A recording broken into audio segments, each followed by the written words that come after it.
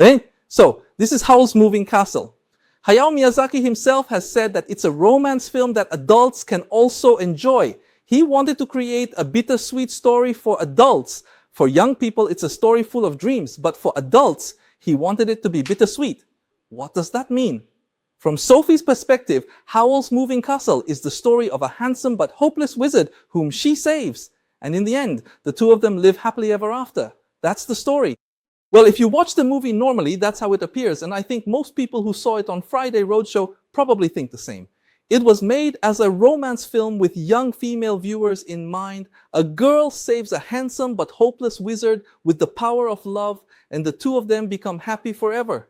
However, for middle-aged men or women, this movie looks completely different. Howl, who was a good-for-nothing guy playing around without settling on a particular partner, is... So why did he build such a castle? It was to escape from a scary woman. This castle is filled with all sorts of spells, and most of them are charms to help Howl escape from the Witch of the Waste. That's why he's loaded the place with all these defenses, to run away from a frightening stalker woman he once got involved with just for fun, and to tell her, "Stop bothering me." So that's the kind of person Howl was. But then, from the back door, well, it's almost like his butt.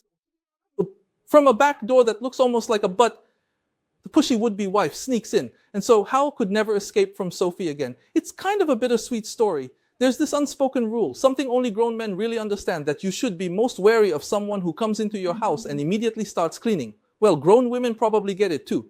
The woman who comes into your house and starts cleaning right away is the most dangerous kind. It's like how people say you should watch out for the woman at a group date who immediately starts dividing up the salad for everyone.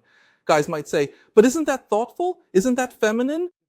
But women will say, no, that's not it. You should be careful of women who divide up the salad in front of men. But honestly, we guys don't even want to know that kind of truth. Oh, really? Is that so? We just let it go in one ear and out the other, but that's the kind of movie this is.